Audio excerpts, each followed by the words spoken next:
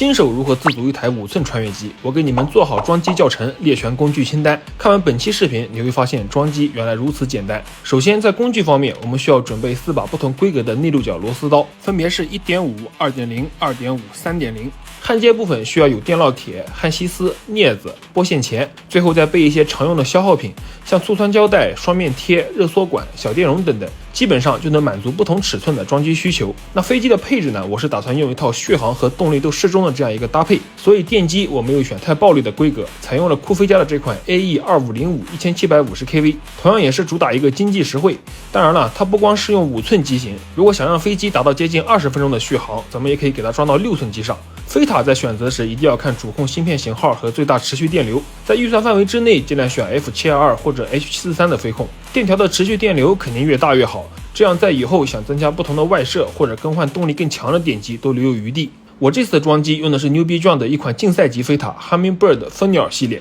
F722 的主控加上80安的持续电流输出，搭载了42688陀螺仪，并且带有专用的 LDO 稳压器。这种超前搭配将支持 Betaflight 4.6 版本的时钟信号采样功能。简单理解就是陀螺仪在采样时对信号的姿态解算精度会更高。另外，这款飞塔支持3到 8S 的电压，最高瞬时电流能干到100安，就这耐流强度啊，你去配置一台10寸甚至是13寸的大飞机都足够。而且为了让电条有一个更稳定的运行环境，上下左右4个通道都增加了电容焊盘。那这个也是在大尺寸飞机上才用得到这么多电容，5寸机一般装1个就足够。咱们电烙铁开到400度，先给电条焊盘预上漆，完成之后把电源线以及电容焊接到电源焊盘。电机在固定时注意螺丝不要顶到线圈。与电条的连接方式，咱们可以选择内走线或者外走线，我个人是比较推荐外走线，这样对电条整体的散热也更好。咱们把电机线裁剪出合适的长度，同样预上漆，接着就给它一根根焊到电条上。全部焊好之后，一定要记得用刷子把电条表面残留的锡渣给清理干净。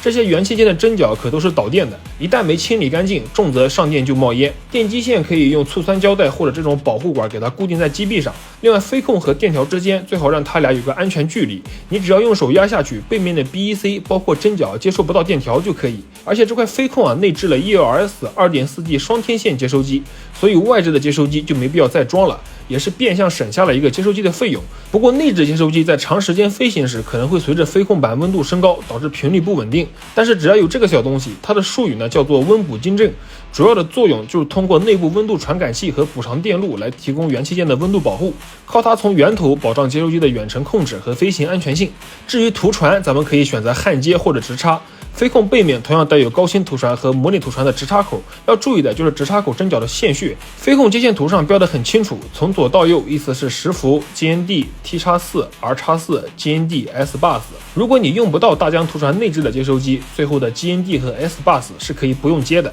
那10伏接图传正极， GND 接负极， T-4 接图传 R-4 接 T-，最后给图传装好，合上顶板，上紧螺丝，这台5寸花飞机就成功组完了，是不是非常简单？至于地面站调参部分，有不懂的小伙伴可以在我视频教程合集里照着教程一步一步来调整，只要你耐心看完这些视频，我相信你们是可以让飞机成功起飞的。